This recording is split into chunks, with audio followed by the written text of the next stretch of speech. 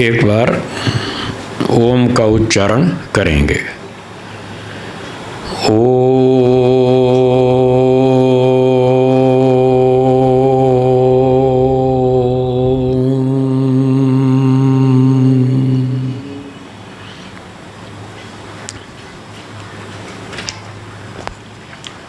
उपस्थित सज्जनों, माताओं और बहनों,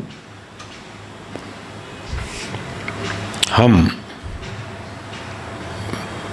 आर्योद्देश्य रत्नमाला पुस्तक का अध्ययन कर रहे थे। महर्षि दयानंद सरस्वती जी ने यह पुस्तक लिखी है।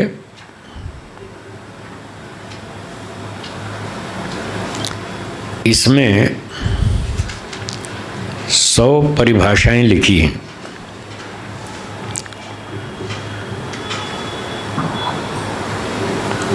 वैदिक शब्दों की 100 परिभाषाएं। ईश्वर क्या है, आत्मा क्या है, कर्मफल क्या है, पुनर्जन्म क्या है, बंधन क्या है, मुक्ति क्या है, धर्म अधर्म आदि आदि, ये सारी 100 परिभाषाएं लिखी हैं।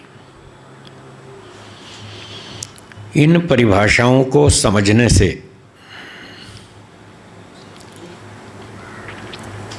ऋषियों के ग्रंथ भी समझ में आएंगे और वेद भी समझ में आएंगे।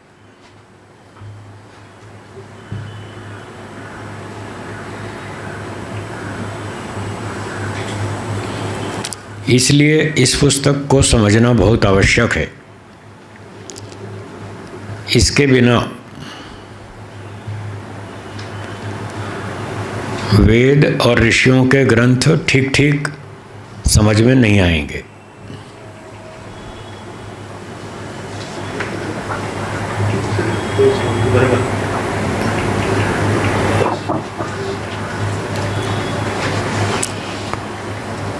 तो हमने बहुत दिन पहले इस पुस्तक का अध्ययन आरंभ किया था। कुछ परिभाषाओं को हम पढ़ चुके हैं।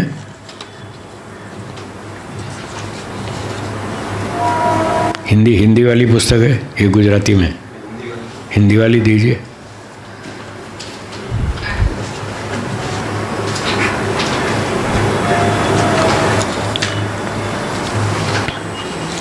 हम लगभग 44 परिभाषाएं पढ़ चुके हैं।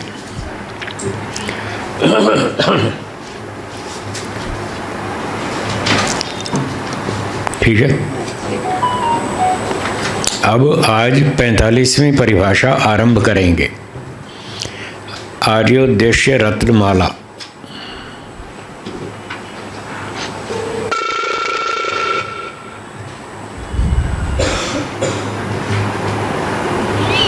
पैंतालीसवीं परिभाषा, आश्रम। बोलिए। जिनमें अत्यंत परिश्रम करके उत्तम गुणों का ग्रहण और श्रेष्ठ काम किए जाएं, उनको आश्रम कहते हैं।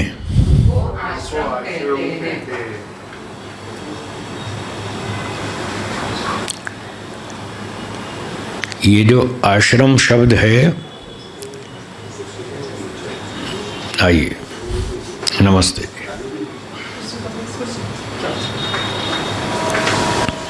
आश्रम शब्द जो है, इसमें 2 टुकड़े हैं, आ और श्रम। श्रम का अर्थ आप जानते हैं, मेहनत करना। श्रम, परिश्रम, ये शब्द आपके सुने हुए हैं। तो श्रम का अर्थ हुआ मेहनत करना, और आ का अर्थ है चारों ओर से। चारों ओर से मेहनत करना, खूब मेहनत करना, इसको आश्रम कहते हैं। मनुष्य जीवन के 4 आश्रम हैं। ये हम अगली संख्या में पढ़ेंगे। आश्रम के भेद। इसमें अभी पढ़ेंगे। तो पूरा जीवन 4 भागों में बटा हुआ है। बोलिए, ब्रह्मचर्य, गृहस्थ,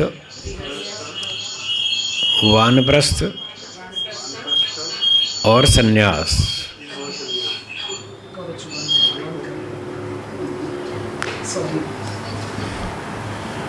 चार आश्रम हो गए ना। तो चारों का नाम आश्रम है। चारों में बहुत मेहनत करनी पड़ती है। लोग कहते हैं गृहस्थ आश्रम बहुत कठिन है, सरल कोई भी नहीं है। चारों का नाम आश्रम, चारों का नाम है आश्रम, केवल गृहस्थ का नहीं है। तो सब में मेहनत करनी। ब्रह्मचारी को भी खूब तपस्या करनी पड़ती है। गुरुकुल में जाके देखो, 8 दिन ब्रह्मचारियों के साथ रहो, सुबह 4 बजे उठना, रात को 10 बजे सोना, दिन भर मेहनत करना, पता चल जाएगा ब्रह्मचारी कितनी तपस्या करता है। तो ब्रह्मचर्य में भी बहुत तपस्या करनी पड़ती है, गृहस्थ में तो करनी ही पड़ती है, न चाहें तो भी करनी पड़ती है। वो आपको सबको पता ही है। रोज़ कितनी मेहनत करते हैं वो आपको पता ही है। वानप्रस्थ, उसका नाम भी आश्रम है, उसमें भी खूब तपस्या करनी पड़ती है। और सन्यास, वो भी कठिन है, साल भर घूमते रहना, आज यहाँ कल वहाँ, पता नहीं क्या खाने को मिलेगा, कब मिलेगा, कैसा मिलेगा, कहाँ कैसी गर्मी, कैसी ठंडी, कैसा तापमान, कैसी क्लाइमेट, कैसा भोजन, सुविधा कहीं मिलती है नहीं मिलती है। मतलब इसमें भी खूब तपस्या करनी पड़ती है। चारों आश्रम सारे ही कठिन हैं। तो इनमें करना क्या है? आश्रम में महर्षि लिखते हैं, जिनमें अत्यंत परिश्रम करके, खूब परिश्रम करना पड़ता है चारों में, उत्तम गुणों का ग्रहण, अच्छे अच्छे गुण सीखने पड़ते हैं, धारण करने पड़ते हैं, और श्रेष्ठ काम किए जाएं। उत्तम गुणों का ग्रहण करें और अच्छे अच्छे काम करें, उसका नाम आश्रम है। तो पूरा जीवन 4 भागों में बटा है, चारों आश्रम है। तो पूरे जीवन अच्छे काम करने हैं, अच्छे गुणों को धारण करना है और अच्छे अच्छे काम करने हैं। ये है मनुष्य जीवन। आश्रम के अलावा कोई समय खाली नहीं है। बचपन के 5-6 साल बस, वो बच्चे होते हैं, वो तो खेलना कूदना रहता ही है। चलो वो तो वैसे भी अबोध बालक हैं, उनको ज़्यादा मालूम नहीं है। 6-7-8 साल में जैसे ही बुद्धि कुछ आने लगती है, कुछ बच्चे समझने लगता है, बस तभी से ड्यूटी चालू, उस पर नियम लागू हो जाते हैं। ब्रह्मचर्य आश्रम जाओ, गुरुकुल में तपस्या करो। तो इस प्रकार से पूरे जीवन मृत्यु तक संन्यास आश्रम चलता है, चौथा। तो संन्यास आश्रम में भी व्यक्ति जब तक जीवित है तब तक उसको परिश्रम करना पड़ता है। मौज मस्ती के लिए नहीं है ये संसार। यहाँ तपस्या करने का क्षेत्र है ये। मौज मस्ती के लिए तो मोक्ष है। हाँ, वहाँ पूरी मस्ती करेंगे, खूब घूमेंगे, खाएंगे पिएंगे, हैं, सैर सपाटा करेंगे। खाएंगे पिएंगे मतलब शरीर तो होता नहीं वहाँ, कुछ ऐसा खाएंगे पिएंगे नहीं, बस जानकारी कर लेंगे कि ये मिठाई कैसी है, ये कड़ी खिचड़ी कैसी है, ये पापड़ कैसा है, या अचार कैसा है, टेस्ट तो कर लेंगे। मोक्ष में वहाँ खाना पीना पड़ता नहीं, क्योंकि शरीर है नहीं। बाकी ये जो घूमना फिरना मौज मस्ती है, ये तो फिर हम मोक्ष में कर लेंगे। यहाँ तो तपस्या करनी है, चारों आश्रमों में खूब मेहनत करनी है। ये है आश्रम, आश्रम की परिभाषा। यानी मनुष्य जन्म उत्तम गुणों को धारण करने और श्रेष्ठ कार्य करने के लिए है, ना तो मौज मस्ती के लिए है और ना बदतमीजी करने के लिए। हैं, उल्टे सीधे काम करने के लिए नहीं है।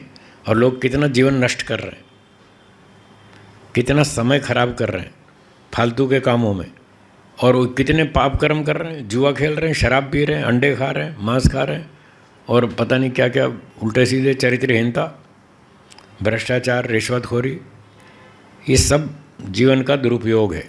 तो इस तरह से जीवन का दुरुपयोग नहीं करना, अच्छे काम करने, अच्छे गुणों को धारण करना है, उसका नाम है आश्रम।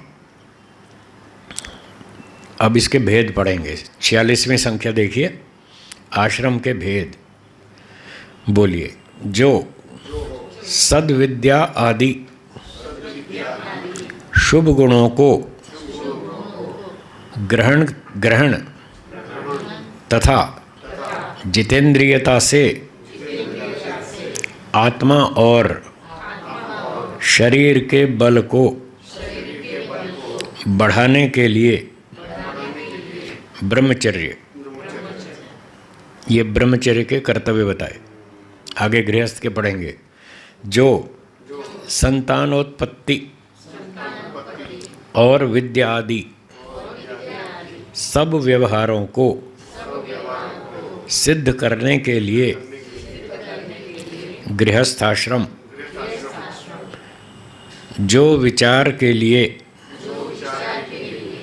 वानप्रस्थ और जो सर्वोपकार करने के लिए संन्यास आश्रम होता है, वे 4 आश्रम कहते हैं। ये हैं 4 आश्रम: ब्रह्मचर्य, गृहस्थ, वानप्रस्थ और संन्यास। सबके कर्तव्य बताए। पहले ब्रह्मचर्य आश्रम का कर्तव्य बताते हैं। जो सद्विद्या आदि शुभ गुणों को ग्रहण करने के लिए है। ब्रह्मचर्य आश्रम में विद्यार्थी को घर से दूर गुरुकुल में भेजना, विदेश में नहीं। गुरुकुल में भेजना। आज बच्चों को लोग विदेश भेज देते, वो ठीक नहीं है। बेटा हो बेटी हो पढ़ने के लिए विदेश भेज देते, तो वहाँ तो कोई सुरक्षा नहीं है। खाने पीने की, चरित्र की, कोई देखभाल की कोई सुरक्षा ही नहीं। वहाँ तो जो मनवाया है सो उल्टा सीधा करते हैं। तो बच्चों को विदेश न भेजें, गुरुकुल भेजें, गुरुजी के पास भेजें, किसी के कंट्रोल में रहने चाहिए, क्योंकि वहाँ पर उनको उत्तम गुण धारण करने हैं। अभी बच्चे हैं, उनको पता नहीं है क्या ठीक और क्या गलत। तो जब तक घर में रहेंगे 5, 8, 10 साल तक बच्चे छोटे, तब तक माता पिता के कंट्रोल में रहेंगे। वो उनको अच्छे संस्कार देंगे, अच्छी बात बताएंगे, ये काम अच्छा है ये करो, ये अच्छा नहीं है ये मत करो। तो माता पिता के निर्देश में, अनुशासन में चलेंगे। जब गुरुकुल जाएंगे तो फिर गुरुजी के निर्देश में रहेंगे। जब तक उनकी पढ़ाई पूरी नहीं होती तब तक गुरुकुल में ब्रह्मचारी बनकर रहेंगे। और ब्रह्मचारी के साथ 24 घंटे आचार्यों का निरीक्षण परीक्षण रहेगा। उनकी जानकारी में रहेंगे, वो क्या करते हैं, कहाँ जाते हैं, क्या करना है क्या नहीं करना, वो सारी गाइडेंस वहाँ आचार्यगण उनको देंगे। और विद्यार्थियों को उनके आदेश का पालन करना पड़ेगा, अनुशासन में रहना पड़ेगा। आज जो विद्यार्थी स्कूल में जाते हैं या नगरों में रहते हैं, तो जब तक स्कूल में जाते हैं तब तक तो कुछ नियंत्रण रहता है उनके ऊपर, रहता है ना। स्कूल में जब तक पढ़ते हैं 10वीं 11वीं तक, तब तक टीचर्स का कुछ कंट्रोल होता है, कुछ अनुशासन होता है, वो दब के रहते हैं टीचर्स के नीचे। और जैसे ही कॉलेज में गए एकदम उच्च श्रृंखलता आ जाती है, सब अनुशासन खत्म हो जाता है।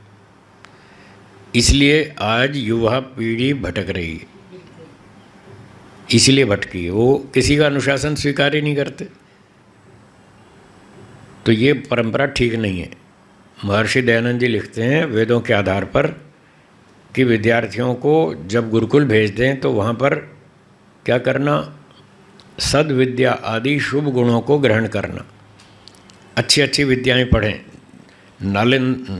कौन सी थी पहले, नालंदा यूनिवर्सिटी, ऐसी ऐसी कुछ कुछ प्रसिद्ध भी हैं।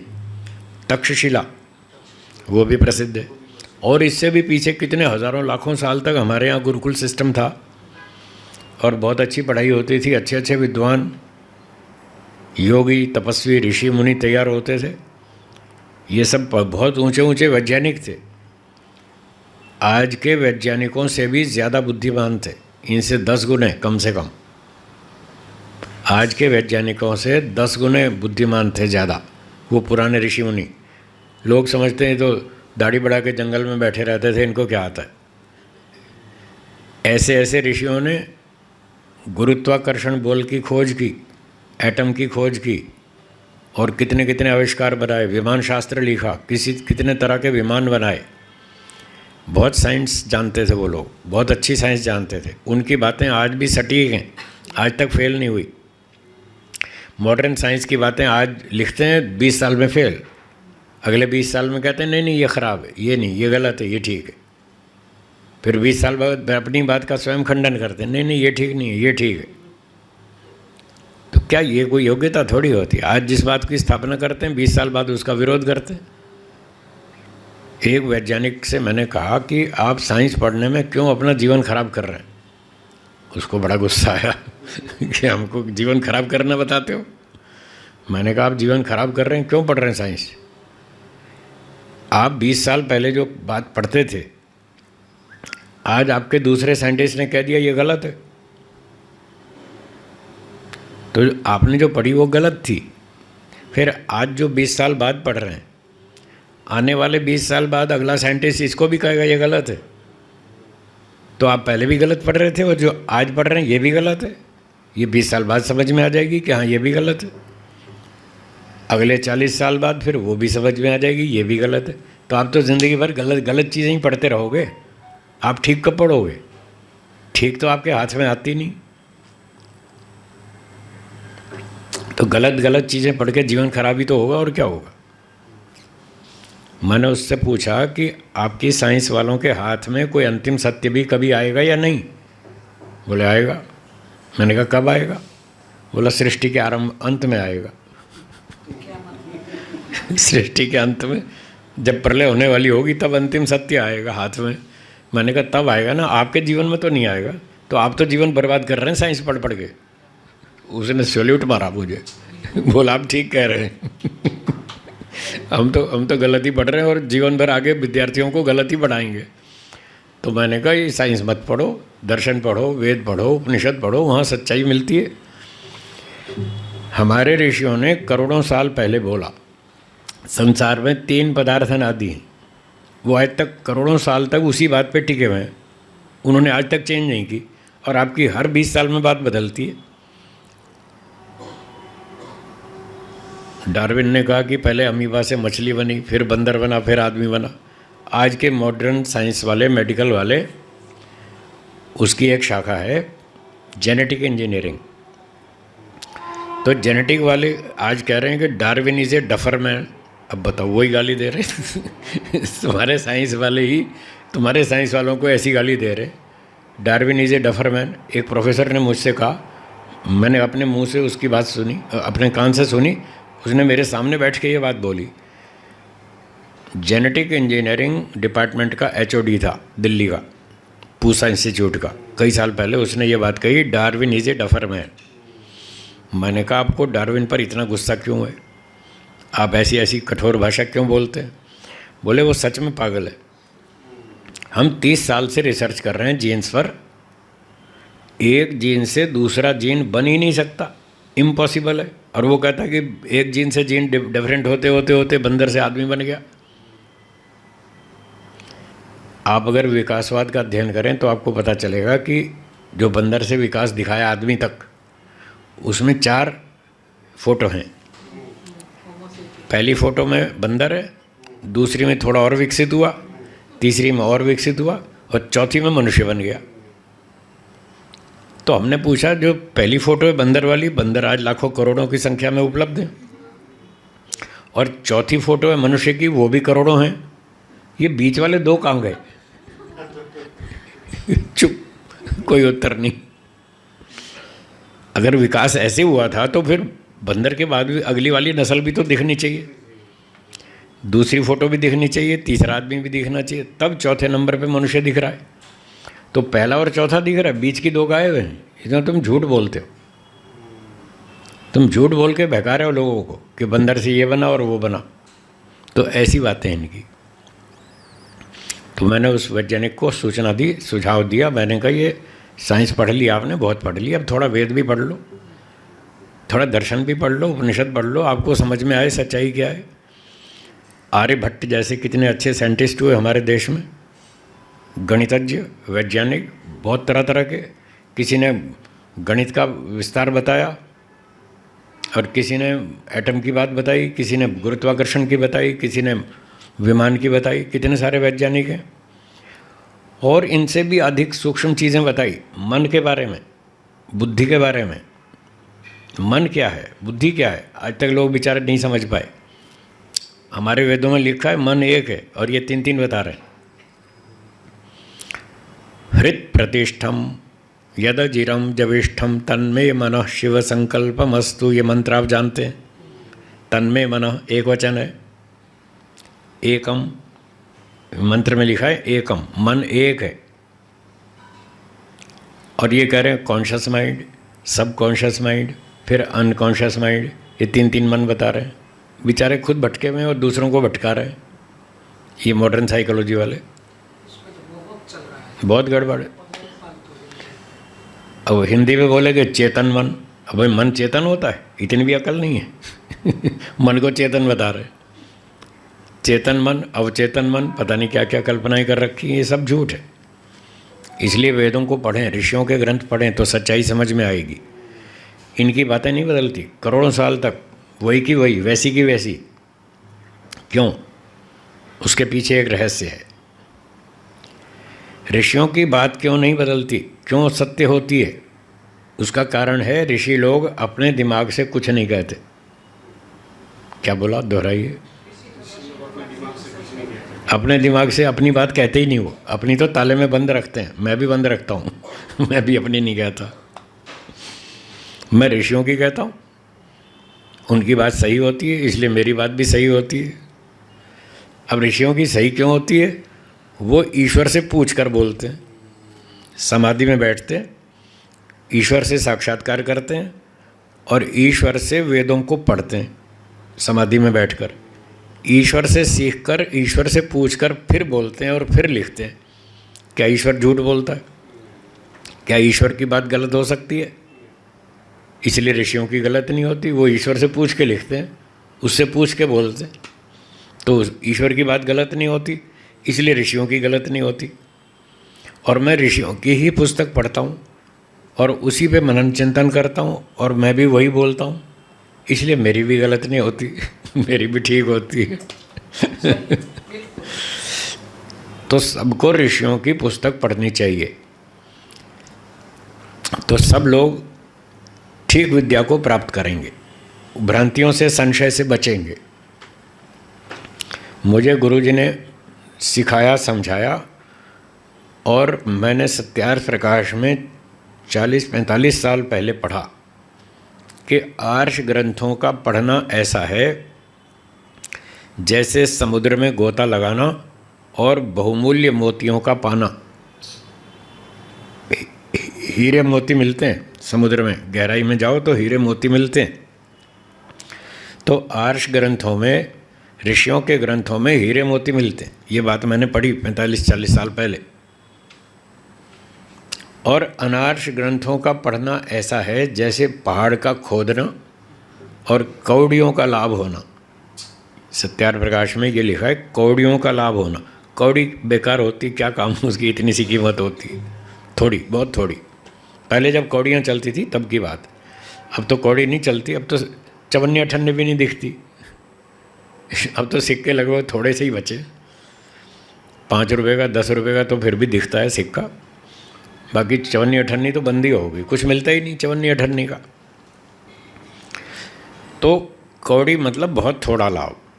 तो ऋषियों के ग्रंथ पढ़ने से हीरे मोती मिलते हैं, सामान्य विद्वानों के ग्रंथ पढ़ने से बहुत थोड़ा सा लाभ, कौड़ियों जैसा, चवन्नी अठन्नी 10 पैसे। तो तब मैंने इस बात को जब पढ़ा तो मुझे मन में विचार आया कि अब मैं ऋषियों के ग्रंथ ही पढ़ूंगा। संसारी बहुत पढ़ लिया, स्कूल कॉलेज तक मैंने बहुत कुछ पढ़ाई कर ली, सामान्य लोगों की बातें बहुत देख ली, सीख ली। अब ऋषियों के ग्रंथ पढ़ूंगा, दूसरे पढ़ूंगा ही नहीं। तो 40-45 साल से मैं ऋषियों के ग्रंथ ही पढ़ता हूँ, दूसरे पढ़ता ही नहीं, क्योंकि उसमें इतना सा लाभ, और ऋषियों के ग्रंथ पढ़ने में इतना लाभ, तो मैं ज़्यादा लाभ क्यों ना कमाऊँ? आप व्यापारी, मैं कोई आपसे कम हूँ क्या? आप बड़ा लाभ देखते हैं, मैं नहीं देखूंगा, मेरे पास भी तो बुद्धि है। आप बड़ा लाभ देखते हैं, मैं भी बड़ा लाभ देखूंगा, ऐसी किताब पढ़ूंगा जिसमें ज़्यादा लाभ हो। तो पिछले 40 साल से ऋषियों के ग्रंथ ही पढ़ता हूँ, दूसरे पढ़ता ही नहीं। कोई रेफरेंस देखना पड़ जाए, एक आध दो पेज, तो वो अलग बात है। बाकी सीखने की दृष्टि से आदर्श मानकर उनकी पुस्तक नहीं पढ़ता, उनकी पुस्तक को प्रामाणिक नहीं मानता, सिर्फ ऋषियों को ही प्रमाण मानता हूँ। तो इसलिए ये बहुत अच्छी पुस्तकें हैं, इनको पढ़ना चाहिए। तो महर्षि दयानंद जी कह रहे हैं ब्रह्मचारी को अच्छी अच्छी सच्ची विद्या पढ़नी है गुरुकुल में, सद्विद्या आदि शुभ गुणों को ग्रहण करना, खूब पढ़ाई लिखाई करना, वेदों ऋषियों के ग्रंथ पढ़ना, ये ब्रह्मचारी का काम है। और क्या काम है? तथा जितेंद्रियता से इंद्रियों को जीत कर रखना। आज जो स्कूल कॉलेज में बच्चे जाते हैं उनका अपनी इंद्रियों पर नियंत्रण है नहीं। Radio, TV, computer, telephone, mobile phone, internet, सारा दिन कंप्यूटर पे बैठे रहते हैं, सब उल्टा सीधा काम करते रहते हैं। इंद्रियों पर कोई कंट्रोल नहीं है, खाने पीने में कोई संयम नहीं है, आँख पर कान पर कोई नियंत्रण नहीं है। तो गुरुकुल में विद्यार्थी को ये सिखाया जाता है अपनी इंद्रियों पर कंट्रोल करो, मन पर कंट्रोल करो, रात को जल्दी सो, सुबह जल्दी उठो। उसकी दिनचर्या ही ऐसी बनाई जाती है जिससे वो ऑटोमेटिक स्वभाव से मन इंद्रियों पर विजय प्राप्त कर लेता है। उसकी दिनचर्या शुरू से ही ऐसी बनाई जाती है। वहाँ गुरुकुलों में कोई अखबार, रेडियो, टीवी कुछ नहीं होता। मैं जब गुरुकुल में गया यहाँ रोजड़ में, बहुत साल पहले की बात है, तो हमारे यहाँ अखबार गुजराती का आता था, तो हमको गुरुजी ने मना कर दिया अखबार नहीं पढ़ना। हमने कहा ठीक है गुरुजी, नहीं पढ़ेंगे। रेडियो था नहीं, टीवी था ही नहीं, आज तक भी टीवी नहीं है हमारे पास। रोजड़ में कोई एक भी टीवी नहीं है, दर्शन योग महाविद्यालय रोजड़ में एक भी टीवी नहीं आज तक। तो वहाँ सब ये समाचार पढ़ना सुनना मना है, बंद, अखबार पढ़ना बंद। विद्यार्थी कोई अखबार नहीं पढ़ेगा, कोई मैगजीन नहीं पढ़ेगा। पढ़ाई करो, ऋषियों के ग्रंथ पढ़ो, ध्यान लगाओ, मन पर संयम करो, इंद्रियों पर कंट्रोल करो, सादा भोजन खाओ, अच्छा भोजन खाओ, पौष्टिक भोजन खाओ, पर सादा खाओ। चटपटा और ऐसे चटकीला भटकीला नहीं, ऐसा नहीं खाना। सादे वस्त्र पहनो, कपड़े ठीक से पहनो, सादे पहनो, फैशनबाजी कुछ नहीं। तो इस प्रकार से गुरुकुलों में ब्रह्मचारियों को तपस्या कराई जाती है, उनको मन इंद्रियों पर संयम करना सिखाया जाता है। हर रोज़ हवन करना, हर रोज़ 2 घंटा ध्यान करना हमारे यहाँ रोजड़ में कंपलसरी है। सुबह 1 घंटा, शाम को 1 घंटा, 1-1 घंटा सबको ध्यान करना, चुपचाप बैठो, मौन, कोई काम नहीं करना। बाकी उस समय कोई काम नहीं करना, 2 घंटा ध्यान करना और ईश्वर का ध्यान करना, चिंतन मनन करना, रोज़ हवन करना, वेद का पाठ करना, स्वाध्याय करना, शास्त्रों का अध्ययन करना। ऐसे मन इंद्रियों पर विजय प्राप्त होती है। आज जो गुरु नगरों के बच्चे हैं जो गुरुकुल में नहीं जाते, तो स्कूल में जाते हैं, कॉलेज में जाते हैं, वो लोग ये क्या करते हैं, कहाँ करते हैं? हम तो रात को 9, साढ़े 9 बजे सुला देते हैं, अधिक से अधिक 10 बजे तक। सुबह 4 बजे घंटी बजाते हैं, उठो। अब यहाँ के नगर के ब्रह्मचारियों को तो 4 बजे तो आधी रात होती है, वो सोते ही 2 बजे 4 बजे क्या उठेंगे?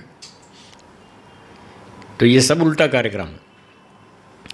पढ़ते लिखते सब हैं, early to bed, early to rise, makes a man healthy wealthy and wise, और आचरण उल्टा।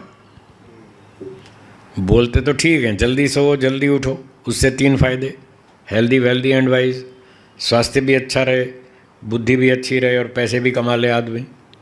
जिसका स्वास्थ्य अच्छा है, बुद्धि अच्छी है, वो पैसे कमा सकता है। पर ये तीनों फायदे तभी तो होंगे जब जल्दी सोएं और जल्दी उठें।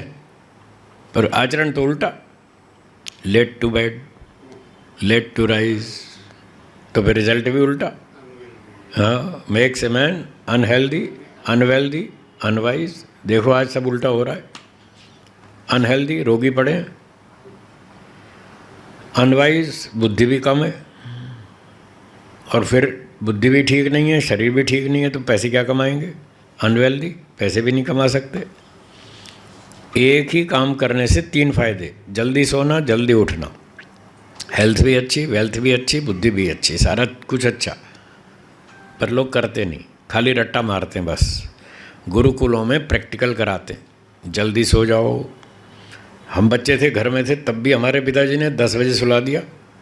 मैं दिल्ली का रहने वाला हूँ, दिल्ली में रहता था, स्कूल कॉलेज पढ़ने जाता था, तब भी हमको 10 बजे सुला देते थे, क्योंकि मेरे पिताजी खुद गुरुकुल में पढ़े हुए थे, तो उनको पता था गुरुकुल में कैसे नियम चलता है।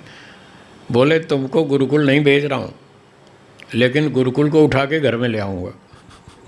तो घर में ही गुरुकुल बना दिया, 10 बजे सो जाओ और सुबह 5 बजे उठ जाओ। तो हमको घर में 5 बजे उठा देते थे।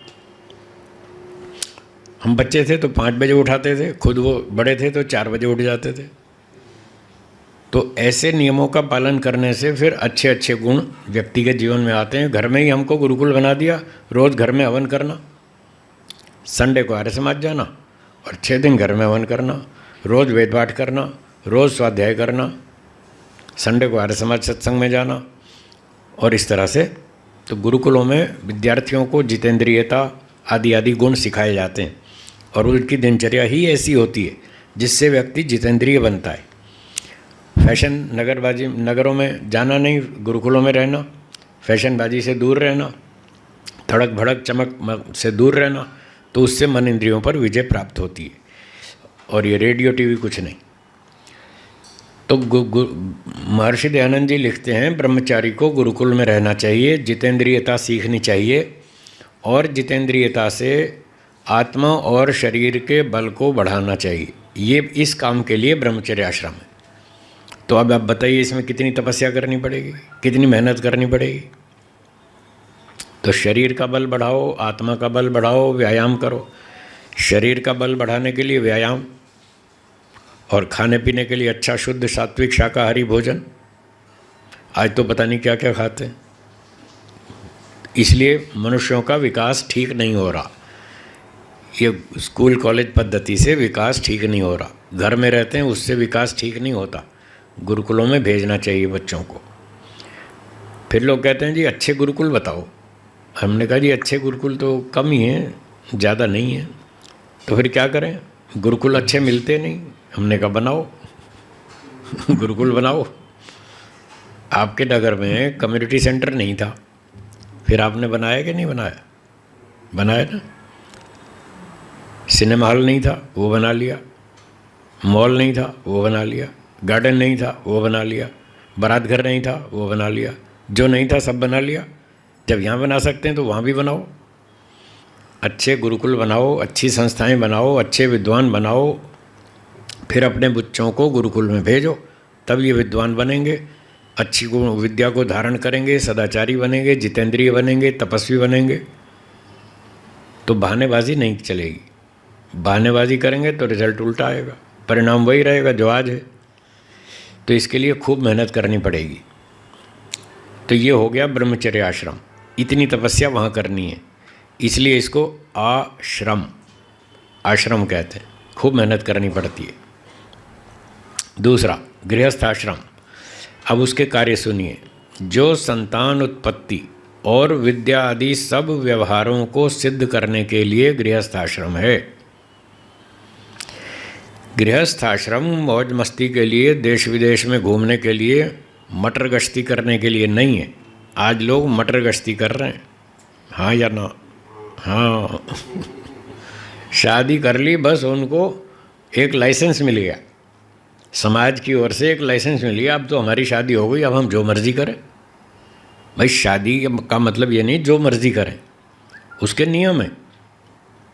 गृहस्थ के भी नियम है, संयम से रहना है, वहाँ भी जितेंद्रिय बनना है, ब्रह्मचारी जैसा रहना है।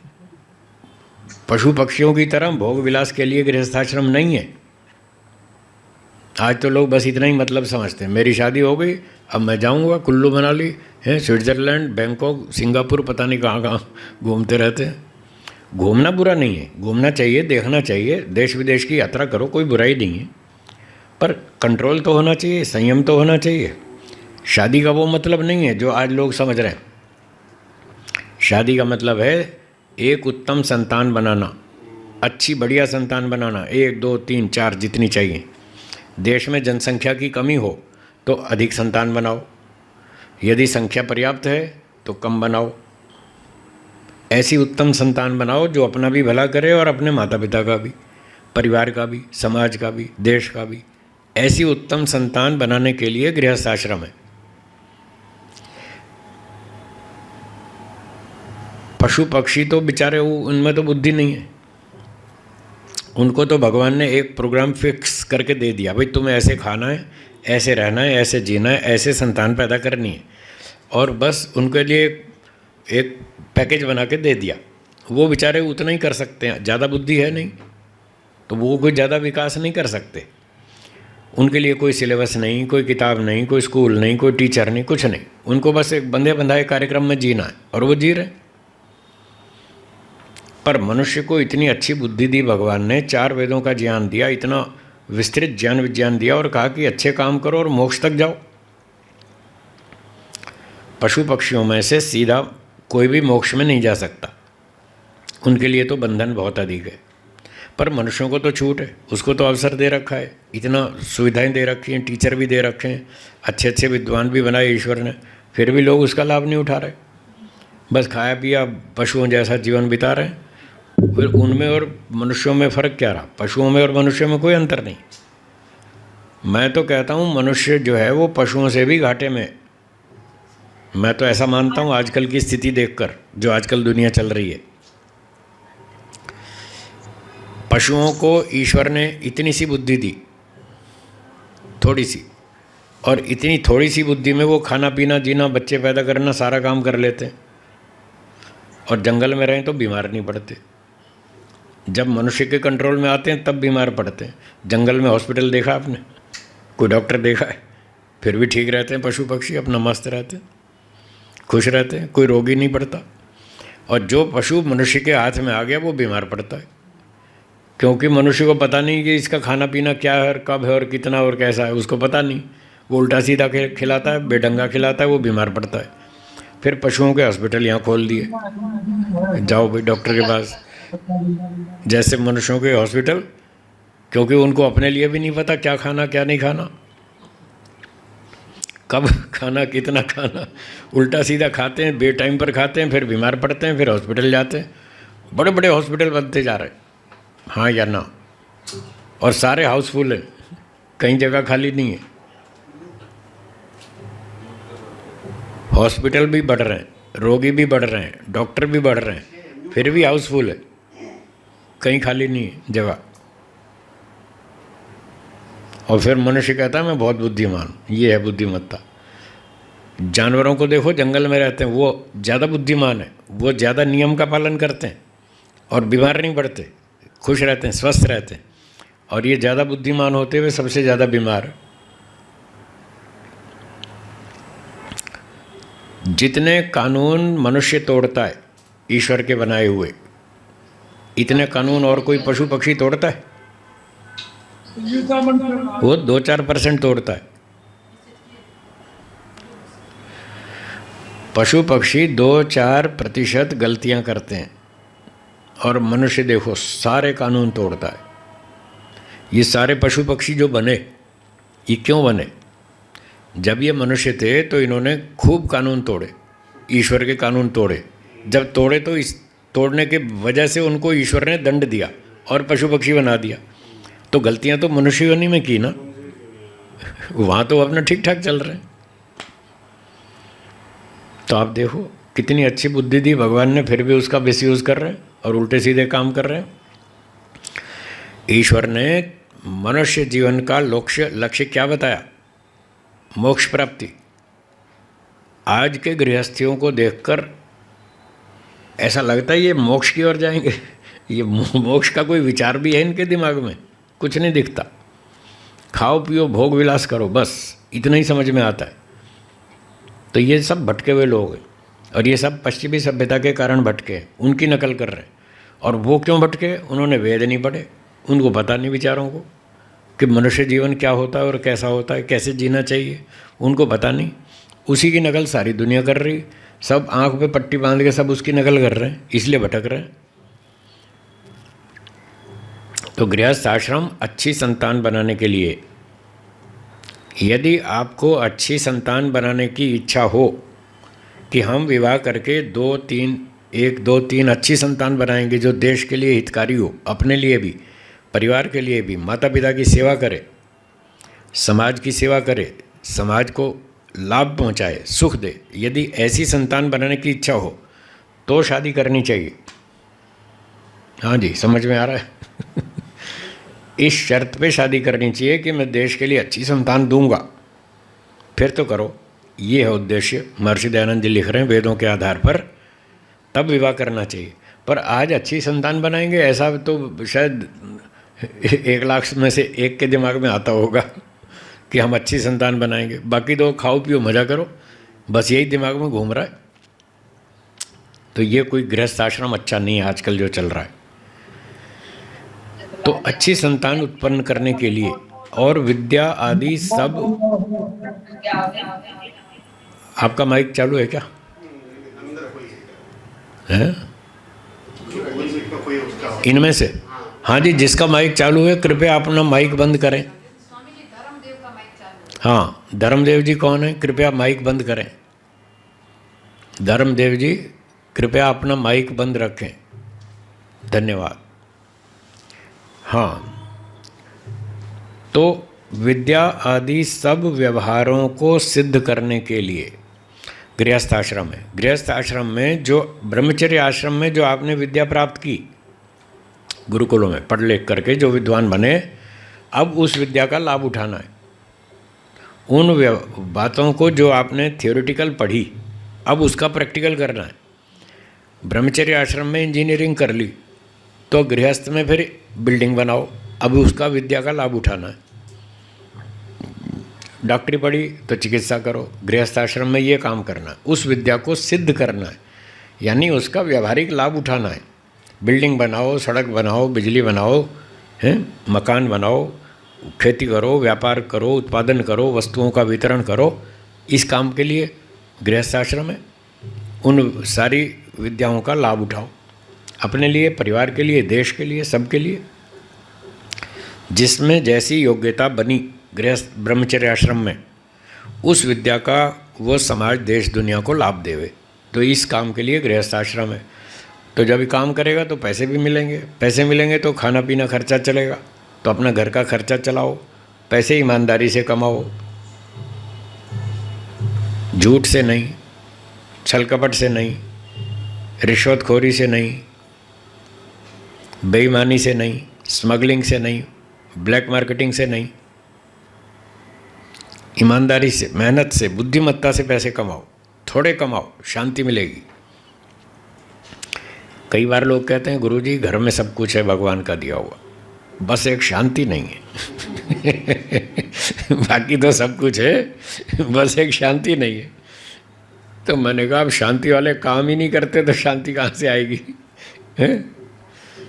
पैसे कमाने के काम करते हैं तो पैसे खूब मिल गए, पैसे मिल गए, आपने बंगला बना लिया, कार खरीद ली, नौकर चाकर रख लिए, सोना चांदी सब कुछ हो गया, और सब कुछ करने के लिए काम किया और सब कुछ आपको मिल गया, शांति वाला काम किया नहीं तो शांति कहाँ से मिलेगी?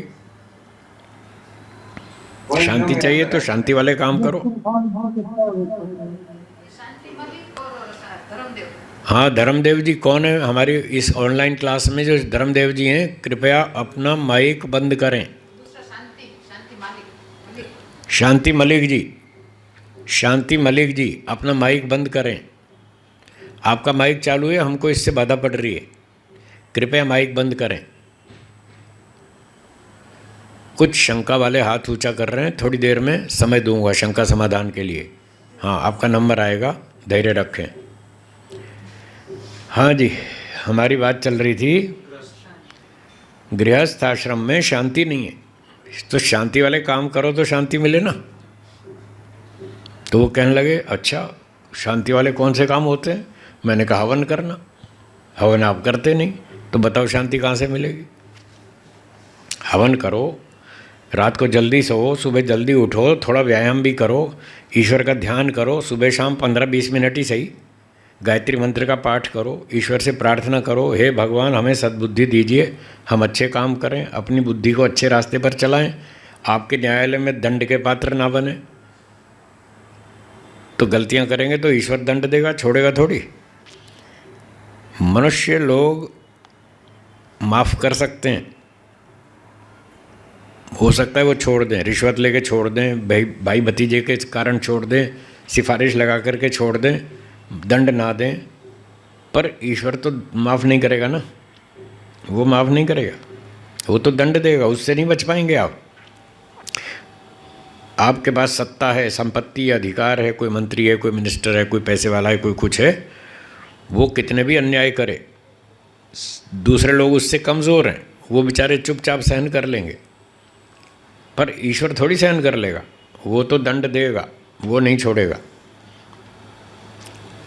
एक और बात बताऊं, मनुष्यों को माफ़ करने के लिए ईश्वर ने कह रखा है छोटी मोटी गलतियां माफ़ कर देना, पर ईश्वर सहन नहीं, माफ़ नहीं करेगा, वो दंड ज़रूर देगा। मान लीजिए एक व्यक्ति ने दूसरे के साथ छोटी मोटी गलती कर दी, फिर उसको समझ में आ गया कि ओहो मैंने तो गलती कर दी, फिर उससे जाके माफ़ी मांग ली कि साहब गलती हो गई, माफ़ कर दो। उसने कहा ठीक है जाओ, माफ़ कर दिया, कोई बात नहीं। अब मनुष्य ने तो दूसरे मनुष्य को माफ़ कर दिया, पर इसका अर्थ ये नहीं समझना कि वो किस्सा ख़त्म हो गया, वो ईश्वर तो अभी भी दंड देगा, वो नहीं छोड़ेगा।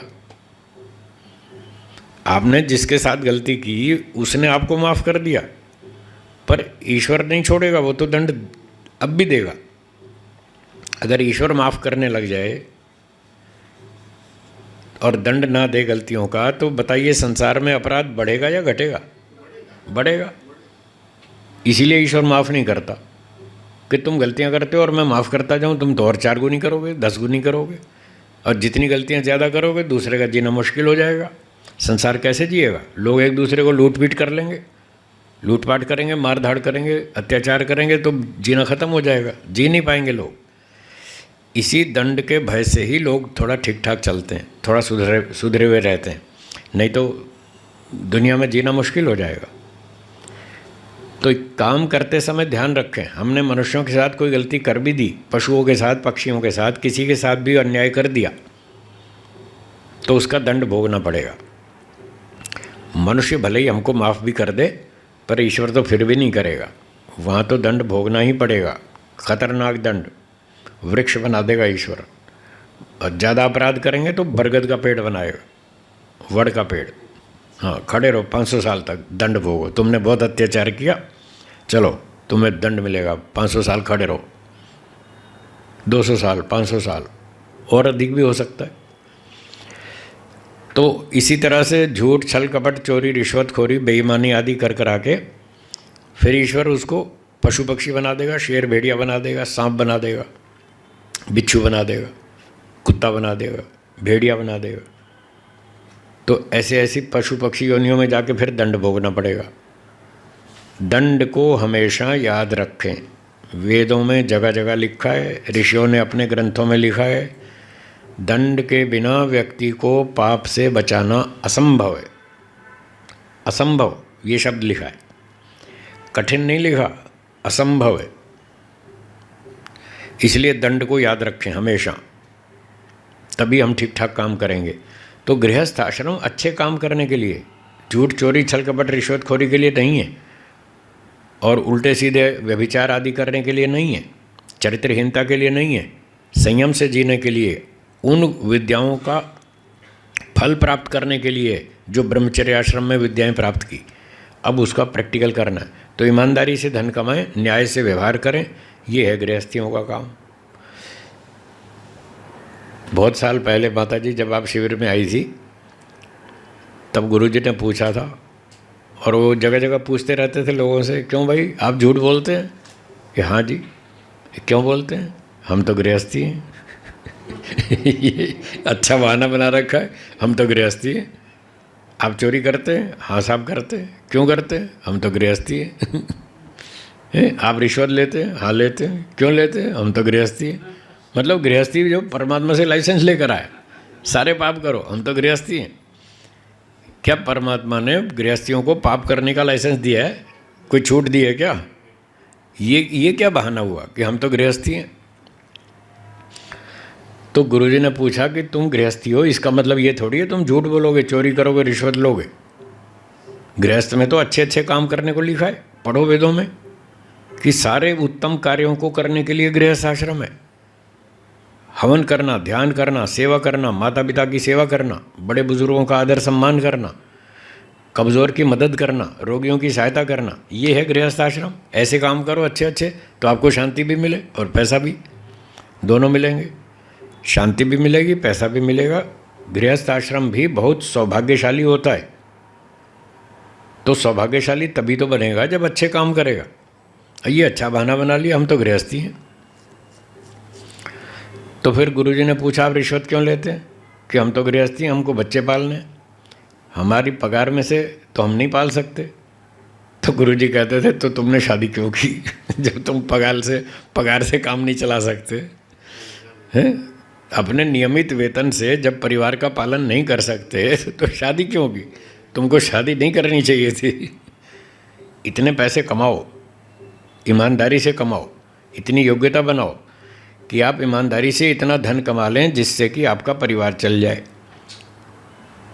तो फिर गृहस्थ में जाओ, तब तो ठीक है। तो ये है गृहस्थ का नियम। सारे अच्छे अच्छे काम करने, सच बोलना, ईमानदारी से जीना, अच्छी वस्तु बेचना, अंडे मांस नहीं बेचना, पोल्ट्री फार्म नहीं चलाना, इस तरह के काम नहीं करना। जो मतलब अत्याचार के समर्थक हैं, पाप कर्म करने वाले हैं या उसमें सहयोग देने वाले हैं, इस तरह के काम नहीं करना। अच्छी वस्तु बेचो, लकड़ी बेचो, कपड़ा बेचो, मिठाई बेचो, ज़मीन बेचो, स्टेशनरी बेचो, अच्छा व्यापार करके पैसे कमाओ जिससे अपना और सबका भला हो, सबका सुख बढ़े। डॉक्टर बनो, सेवा करो रोगियों की, इंजीनियर बनो, बिल्डिंग बनाओ, मकान बनाओ, अच्छे अच्छे काम करो, उससे पैसे कमाओ ईमानदारी से। इस काम के लिए गृहस्थ आश्रम। तो ये बहाना नहीं चलेगा कि हम तो गृहस्थी हैं। हाँ, झूठ बोलते हैं, हम तो गृहस्थी हैं। ईश्वर नहीं छोड़ेगा, गृहस्थियों को भी उतना ही दंड देगा जितना दूसरे लोगों को देगा। तो ये बात थी गृहस्थ आश्रम की। अपने गृहस्थ को अच्छा बनाएं तो आप सुख से जीवन जी सकते हैं। अब गृहस्थ आश्रम पूरा हो गया, बच्चे बड़े हो गए, माता पिता की उम्र 50-55 हो गई, बच्चे बड़े हो गए, उनकी शादियां हो गई, अब वो अपना पैसे कमाने लग गए, अपना घर चलाने लग गए, समर्थ हो गए। तो फिर जब बेटे का बेटा भी हो जाए, संतान एक हो जाए, तीसरी पीढ़ी चल पड़े, तो फिर जब दादा बन जाए व्यक्ति तो उसको वानप्रस्थ में जाना चाहिए। अब गृहस्थ की जिम्मेदारी पूरी। गृहस्थ में क्यों आया था, एक ये भी बात बता दूं चलते चलते। लोग शादी क्यों करते हैं? उनको लगता है गृहस्थ में बहुत सुख है, इसलिए शादी करेंगे। शादी करेंगे, गृहस्थ में खूब मज़ा करेंगे। ये विचार कब होता है? 20-25 साल की उम्र में। 20-25 साल की उम्र में ये विचार होता है कि शादी करेंगे, खाएंगे पिएंगे, मौज मस्ती करेंगे, डांस करेंगे, गीत संगीत गाएंगे और खूब मज़ा करेंगे। गृहस्थ का है, बहुत सुख है इसमें। और 25 साल पूरे हो गए गृहस्थी के और उम्र हो गई 50-55, 25-30 साल हो गए गृहस्थी के, बच्चे भी बड़े हो गए, सब पाल पोस के बड़े कर दिए। अब समझ में आई कितना सुख और कितना दुख। अब 50, 52, 55 में अब समझ में आ गई। 25-30 साल की उम्र में तो ऐसा लगता था दुनिया बहुत अच्छी है, बहुत सुख है यहाँ, गृहस्थ आश्रम में बहुत मज़ा करेंगे। और अब हो गया शीर्षासन। शीर्षासन, सर नीचे पाँव ऊपर, उल्टा हो गया। अब समझ में आ गया, सारी भ्रांति दूर हो गई। जब व्यक्ति शादी करता है तो वो भ्रांति में ही होता है। आप सोचेंगे क्या पढ़ा रहे हैं आज, भ्रांति वाला ही शादी करता है। हाँ हाँ, ये सच है। कोई स्वीकार करे ना करे, माने ना माने, अलग बात है, पर ये सच है। जब व्यक्ति शादी करता है तो वो भ्रांति में होता है। वो समझता है बहुत सुख मिलेगा और 2-4 साल में ही परिणाम आने शुरू हो जाते हैं। जैसे वो चुनाव के परिणाम आने शुरू हो जाते हैं, फटाफट आते रहते हैं। तो 2-4 साल में ही थोड़ा थोड़ा समझ में आने लगता है और 25-30 साल में तो पूरा समझ में आ जाता है। तब अनुभव क्या होता है? 50-55 साल की उम्र में ये अनुभव होता है कि विवाह के समय जितना सुख मैंने सोचा था उतना सुख तो नहीं मिला, गृहस्थ में उतना सुख नहीं मिला। ये अनुभव होता है 50-55 में, जब 25-30 साल आदमी गृहस्थी पार कर ले। और जितना दुख सोचा था उससे कई गुना अधिक भोगना पड़ा। क्यों माता जी, ठीक कह रहा हूँ? ऐसा ही है ना। तो 50-55 में अक्ल ठीक हो जाती है और वो अनुभव करता है जितना दुख सोचा था उससे तो कई गुना ज़्यादा भोगना पड़ा। अब सारी भ्रांति दूर हो गई, सारी पिक्चर क्लियर है, सब आंखें खुल गई, अब रास्ता साफ है। चलो वानप्रस्थ में जाओ, फिर आगे तपस्या करो, फिर मोक्ष में जाओ। मनुष्य जीवन का लक्ष्य मोक्ष प्राप्ति है, दूसरा कोई लक्ष्य नहीं है। बाकी सब टाइम पास है। नौकरी करना, व्यापार करना, बिजनेस करना, खेती करना, सब टाइम पास है। ये कोई लक्ष्य थोड़ी है। लक्ष्य वो है जहाँ पहुंचकर हमारी यात्रा खत्म। ये लक्ष्य उसी को कहते हैं ना, जहाँ हमारी यात्रा समाप्त हो जाए, वही तो लक्ष्य है। तो डॉक्टर बनकर, इंजीनियर बन के, पायलट बन के, वकील बन के, साइंटिस्ट बन के यात्रा ख़त्म कहाँ हुई? नहीं हुई। यात्रा कब ख़त्म होगी? जब 100% सुख मिलेगा। आपका लक्ष्य 100% सुख का है जयंती भाई जी, हाँ या ना? हाँ। 100% दुख से छूटना है, ये लक्ष्य है। कोई डॉक्टर, इंजीनियर, पायलट, वकील, साइंटिस्ट 100% सुख प्राप्त नहीं कर पाया, 100% दुख से नहीं बच पाया, और उस काम को करते करते कभी भी नहीं 100% तक पहुंच पाएगा। योगी बनेगा, साधु बनेगा, सन्यासी बनेगा, तपस्वी बनेगा तो कर लेगा। आप कहेंगे जी सन्यासी लोग भी तो कहाँ 100% दुख से छूटे। हाँ, अभी नहीं छूटे, लेकिन आगे छूट जाएंगे। जिस रास्ते पर चल रहे हैं, योगाभ्यास के, तपस्या के, वैराग्य के, सन्यास के, इस रास्ते पर चलने से हमें लक्ष्य मिल जाएगा। 100% सुखी हो जाएंगे, 100% दुख से छूट जाएंगे, क्योंकि ये रास्ता मोक्ष तक पहुंचा देगा। बाकी नहीं पहुंचा पाएंगे, वो लटका देंगे रास्ते में, बीच में भटका देंगे, तो फिर लक्ष्य तो पूरा हुआ नहीं। इसलिए वो कोई लक्ष्य नहीं है, वो साधन है। डॉक्टर, इंजीनियर बनना जीवन का साधन है, वो साध्य नहीं है, वो लक्ष्य नहीं है। ये तब तक के लिए जब तक मोक्ष समझ में नहीं आए। क्या बोला? ये तब तक करने का काम है जब तक मोक्ष समझ में नहीं आए। जब समझ में आ जाए कि मोक्ष प्राप्ति लक्ष्य है, उस दिन इस काम को बंद करो और फिर उसी पटरी पे आ जाओ जो मोक्ष तक ले जाएगी, उस सड़क पे आ जाओ। तो इसके लिए तीसरा आश्रम बताया वेदों में। ईश्वर ने कहा कि चलो गृहस्थ पूरा हो गया, अब आपकी भ्रांति दूर हो गई। किसी को भ्रांति थी, किसी को संशय था, शायद गृहस्थ में सुख ज़्यादा होता होगा, ऐसा किसी किसी को संशय भी होता है। किसी को तो भ्रांति होती है कि सुख है ही गृहस्थ में, और किसी को संशय है शायद गृहस्थ में सुख होता होगा। ये करोड़ों लोग शादी कर रहे हैं, सारे तो गड़बड़ नहीं होंगे ना? सारे तो गलती नहीं कर रहे होंगे। इतने सारे लोग शादी कर रहे हैं तो कुछ तो सुख होता ही होगा। चलो ट्राई मार के हम भी देखते हैं, परीक्षण करते हैं कितना सुख और कितना दुख। तो वानप्रस्थ की उम्र आते आते भ्रांति भी दूर हो जाती है, संशय भी दूर हो जाता है, और दोनों बातें साफ हो जाती हैं और पता चल जाता है यहाँ सुख कम मिला और दुख अधिक। तो फिर अब क्या करें? चलो वानप्रस्थ में। तो वानप्रस्थ में क्या करना? महर्षि जी लिखते हैं, जो विचार के लिए वानप्रस्थ आश्रम है, अब बैठ के उसमें विचार करो, चिंतन करो, शास्त्र पढ़ो, घर से बाहर वानप्रस्थ। अभी सुबह एक फ़ोन आया, एक व्यक्ति कहने लगा, गुरुजी एक व्यक्ति वानप्रस्थ लेना चाहता है, तो अभी हमारा शिविर होने वाला है, तो उसमें वो वानप्रस्थ लेना चाहता है, तो क्या उनको वानप्रस्थ दे सकते हैं? मैंने कहा वो वानप्रस्थ लेकर रहेगा कहाँ? बोला घर में। तो मैंने कहा फिर ये वानप्रस्थ थोड़ी हुआ, घर में रहेगा। तो वानप्रस्थ, वन में प्रस्थान करो। क्या बोला? उसका नाम ही वानप्रस्थ है, क्योंकि वन में प्रस्थान करो। अब घर में नहीं रहना, घर में रहते हो तो गृहस्थ है, गृहे स्थितः गृहस्थ। जो घर में रहता है वो गृहस्थ है, जो वन में रहता है वो वानप्रस्थ है। तो जब वो कह रहा है मुझे वानप्रस्थ लेना है, तो फिर घर में नहीं रहेगा। उसको समझा दो अच्छी तरह, अभी जल्दबाजी ना करे, 1 साल तैयारी करो, देखो मुझे घर छोड़ना पड़ेगा, वन में रहना पड़ेगा, कहीं आश्रम में रहना पड़ेगा, कुछ पढ़ाई लिखाई करेंगे, तपस्या करेंगे, साधना करेंगे, कुछ चिंतन मनन करेंगे, विचार करेंगे कि ये संसार क्या है, क्यों आए थे हम यहाँ, हमारे जीवन का लक्ष्य क्या है। खाया पिया 50-55 साल खराब हो गए, कुछ भी हाथ में नहीं आया हैं। इस काम के लिए विचार करने के लिए वानप्रस्थ है। तो वन में रहो और शास्त्रों का अध्ययन करो, समाधि लगाओ, ध्यान लगाओ, वैराग्य को बढ़ाओ। इस काम के लिए वानप्रस्थ। कई लोग क्या सोचते हैं, अब तो नौकरी से रिटायर हो गए, 60 साल उम्र हो गई, बस 2 साल में कपड़े पीले करके अपना प्रचार करेंगे। वानप्रस्थाश्रम प्रचार करने के लिए नहीं है। हाँ जी, लो बैटरी, चलो 15 मिनट और चल जाएगी। वानप्रस्थाश्रम किस काम के लिए? वैराग्य उत्पन्न करने के लिए, प्रचार करने के लिए नहीं है। प्रचार करना सन्यासी का काम है। किसका काम?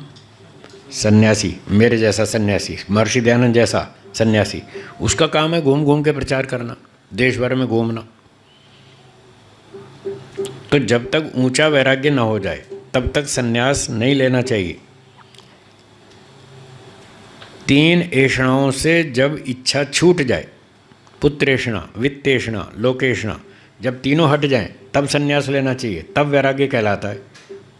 आज तो लोग 3 ऐषणाएं पूरी करने के लिए सन्यास ले रहे हैं और उल्टा शीर्षासन। शास्त्र कहता है जब पैसे की इच्छा खत्म हो जाए, पैसा कमाने की हैं, और चेला बनाने की इच्छा, प्रसिद्धि की इच्छा, सम्मान की इच्छा जब खत्म हो जाए तब सन्यास लेना चाहिए। आज तो लोग सन्यासी बन करके पैसा कमाते हैं, सन्यासी बन करके वो चेले बनाते हैं, सन्यासी बन करके नाम कमाते हैं, सम्मान प्राप्ति के लिए सन्यास ले रहे हैं। ये तो गलत है। तो जब तक ऊंचा वैराग्य न हो जाए तब तक वानप्रस्थी रहो, आश्रम में रहो, साधना करो, तपस्या करो, अपना ऊंचा वैराग्य बढ़ाओ। इस काम के लिए वानप्रस्थ आश्रम। और जब ऊंचा वैराग्य हो जाए तब देखिए क्या लिखा है आगे, जो सर्वोपकार करने के लिए सन्यास आश्रम होता है, तब है सन्यास। वैराग्य हो गया, सन्यास ले लिया, अब सबका उपकार करो, घूमो देश भर में, घर घर जाओ, नगर नगर जाओ, लोगों को समझाओ, पढ़ाओ, उनको बताओ, जैसे मैं कर रहा हूँ ऐसे करना चाहिए। बुद्धिमान लोगों को इकट्ठा करो, जो सीखना चाहे उसको सिखाओ, जो नहीं सीखना चाहे नमस्ते, झगड़ा नहीं करना ज़बरदस्ती नहीं कर सकते आप किसी के साथ। रोगी दवा नहीं खाना चाहता तो डॉक्टर ज़बरदस्ती नहीं कर सकता। रोगी कहेगा डॉक्टर साहब मैं बीमार हूँ, आप मेरी चिकित्सा कीजिए, तब डॉक्टर हाथ लगाएगा, तब तक हाथ नहीं लगाएगा रोगी को। ऑपरेशन करने से पहले वो साइन करवाता है, रोगी से साइन कराता है, उसके अटेंडेंट से साइन कराता है, 2 आदमियों के साइन होते हैं, तब जाके वो हाथ लगाता रोगी को, ऐसे नहीं। तो सन्यास प्रचार का काम सन्यास में तब होता है जब उसकी अच्छी योग्यता हो जाए, वैराग्य हो जाए, फिर वो घूम घूम के लोगों को सिखाए कि ये काम सही है, ये काम गलत है, सही वाला करो, गलत वाला मत करो। जितना परोपकारी सन्यासी होता है इतना दुनिया में कोई नहीं होता। जितना पक्षपात रहित होता है, जितना न्यायपूर्वक वो बात कहता है, निष्पक्ष बात कहता है, सबके भले की बात कहता है, उतना कोई नहीं बोल सकता दुनिया में, क्योंकि बाकी लोगों के अंदर राग द्वेष भरा है। बाकी आश्रम वालों के अंदर राग द्वेष अभी खत्म नहीं हुआ, उनमें राग द्वेष अधिक है, तो वो राग द्वेष से प्रेरित होकर पक्षपात वाली बात करेंगे, सच्ची बात नहीं करेंगे। सन्यासी पक्षपात रहित होता है, वो ईश्वर की साक्षी में बात करता है, ईश्वर की ही बात कहता है। चलो और सरल बात कह दूँ आपको, जो सच्चा वेदों का विद्वान, सच्चा वैराग्यवान सन्यासी होता है, वो अपनी बात कहता ही नहीं है, वो ईश्वर की ही बात कहता है। इस पर चिंतन कीजिएगा, आपको समझ में आएगी बात। सन्यासी अपनी बात नहीं कहता, वो ईश्वर की बात कहता है। आप ये समझ लो सन्यासी के मुंह से ईश्वर बोल रहा है, ऐसे मान लो, तो आप उसकी कीमत समझेंगे कि ये सन्यासी क्या बोल रहा है। ये सन्यासी नहीं बोल रहा है, ये ईश्वर बोल रहा है। मुंह सन्यासी का है, बात ईश्वर की है। तो ईश्वर की बात भी नहीं मानोगे तो क्या होगा भविष्य, आप सोचो। ईश्वर की बात भी नहीं मानोगे तो सत्यानाश होगा, और क्या होगा। छठे समुल्लास में लिखा है, वेद का जानने वाला एक सन्यासी जो बात कहे कि ये धर्म है, उस एक सन्यासी की बात माननी चाहिए। उसके विरोध में करोड़ों मूर्ख खड़े हों तो उनकी बात नहीं माननी चाहिए। लाखों करोड़ों मूर्ख भी किसी बात को सन्यासी के विरुद्ध बोलते हों तो लाखों की बात नहीं माननी चाहिए, सिर्फ एक की बात माननी चाहिए, क्योंकि उसकी बात ईश्वर की बात है, और जो ईश्वर की बात नहीं मानेगा तो पिटेगा। तो ये चौथा सन्यास आश्रम है। चारों आश्रमों में बहुत तपस्या करनी पड़ती है।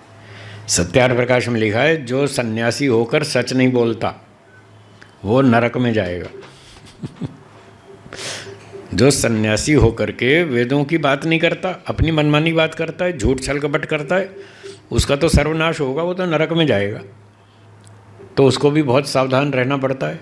पक्षपात रहित सत्य न्याय हितकारी बात बोलनी पड़ती है, ईश्वर की ही बात बोलनी पड़ती है। तो इसमें बहुत उसको परिश्रम करना पड़ता है, वेदों का अध्ययन करके फिर वो जो भी बोले सो बोले। और देश देशांतर में घूमना और यात्राओं के कष्ट उठाना, भूखा प्यासा रहना, गरम ठंडा भोजन खाना, कहीं गर्मी कहीं ठंडी, तापमान कैसा कभी कैसा, वो सारा सहन करना पड़ता है। इसलिए सन्यास में भी बहुत तपस्या है। एक दिन बम्बई में मैं कार में एसी में घूम रहा था 9 जनवरी को, कई साल पुरानी बात है। तो यहाँ तो गर्मी पड़ती है साल भर में, पंखे चलते ही रहते हैं। 9 जनवरी को मैं कार में बम्बई में एसी में बैठा था। 10 जनवरी को दिल्ली में रजाई में सो रहा था। वहाँ तो ठंड पड़ती है ज़ोरदार, जनवरी, और वो भी 10 तारीख। 9 जनवरी को एसी लगा के घूम रहे हैं और 10 तारीख को रजाई में दोपहर में रजाई में अकड़ के सो रहे हैं। बताओ कितनी ठंडी थी वहाँ। और फिर शाम को निकल गया लुधियाना। अगले दिन लुधियाना में तो और ज़्यादा ठंड थी, वो तो पंजाब में और ज़्यादा पड़ती, दिल्ली से भी। तो ये गर्मी ठंडी, खाना अलग अलग तरह का भोजन, खाना पीना सहन करना बहुत कठिन काम। इसलिए सन्यास आश्रम भी तपस्या का आश्रम है। चारों का नाम आश्रम है। खूब तपस्या करनी पड़ती है। चलिए पाठ को विराम देते हैं, शंका समाधान करेंगे। जिनके प्रश्न हो अब बोलिए। नमस्ते गुरु जी। हाँ जी बोलिए। नमस्ते जी। ठीक हो जी? बोलिए प्रश्न। जी, धन कमाना गृहस्थी का ही काम है या कोई भी कमा सकता है? धन कमाना केवल गृहस्थी का काम है। व्यापार करना, नौकरी बिजनेस करना केवल गृहस्थी का। पैसा कमाना और किसी का उद्देश्य नहीं है। ब्रह्मचारी का काम है विद्या पढ़ना, वानप्रस्थी का काम है तपस्या करना, और सन्यासी का काम है वेद प्रचार करना। पैसे कमाना गृहस्थी का काम है। तो जी बिना पैसे जी कैसे गुजारा होगा जी सन्यासी का और वानप्रस्थी का? सन्यासी पैसे कमाने का उद्देश्य नहीं रखता, वो प्रचार करता है। और उसको गृहस्थी लोग, हाँ बंद हो गया ये माइक।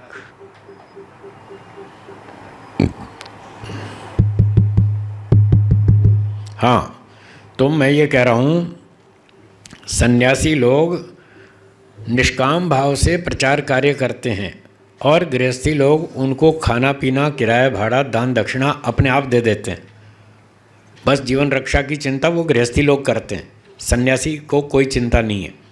भगवान गृहस्थियों के मन में प्रेरणा देता है कि ये सन्यासी है, ये व्यापार नहीं करता और इसके खाने पीने का खर्चा आप दो, इसका किराया भाड़ा भी दो, इसको अच्छी तरह से सुविधाएं भी दो, ताकि इसका स्वास्थ्य ठीक रहे।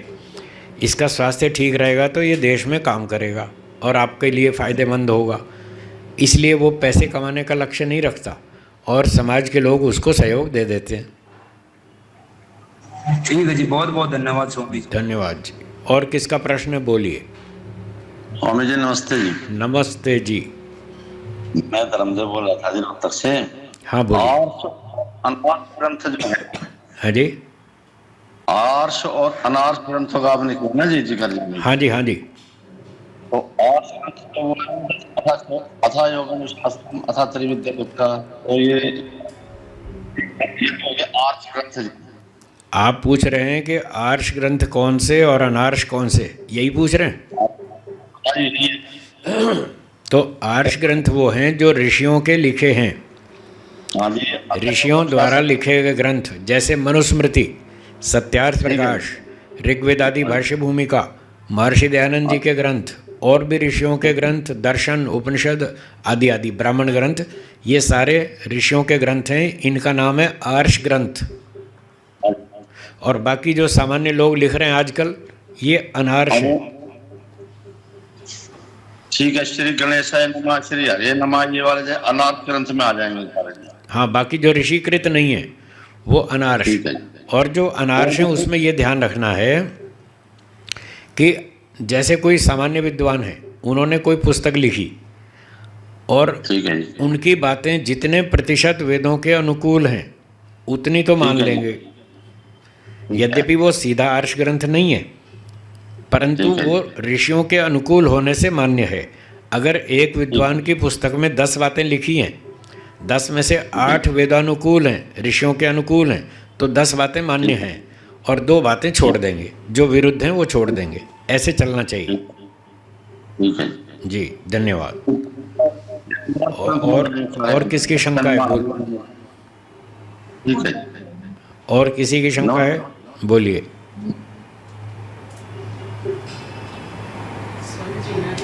बोलिए बोलिए। वैराग्य क्या होता है?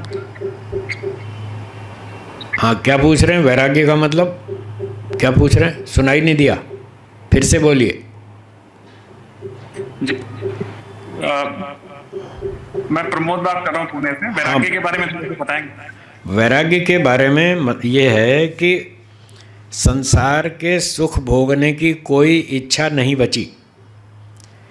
खाने का सुख, पीने का सुख, घूमने का सुख, इंद्रियों का सुख, कोई इच्छा नहीं बची और अब केवल मोक्ष प्राप्ति की इच्छा है। इसका नाम है वैराग्य। ठीक है। हाँ माता जी, आप बोलिए। हाँ, जैसे स्वामी जी आपने कहा कि 10 में से अगर अनार्ष ग्रंथ को लेकर उसमें 8 बातें वेदों के अनुकूल है, तो उतनी हमें आर्ष में गिनती करना है। हाँ जी। और बाकी के 2। लेकिन जो व्यक्ति पढ़ रहा है तो उसको कैसे पता चलेगा कि ये आर्ष सही है? इसलिए पहले आर्ष ग्रंथों को पढ़ें। पहले सही और गलत का अंतर समझने के लिए आर्ष ग्रंथों को पढ़ें। 10, 20, 30 साल तक पढ़ें। 20, 30 साल दूसरी पुस्तक न पढ़ें। हाँ, ये माता जी पूछ रही हैं, ये समझ रहे हैं, सारी बात समझ रहे हैं।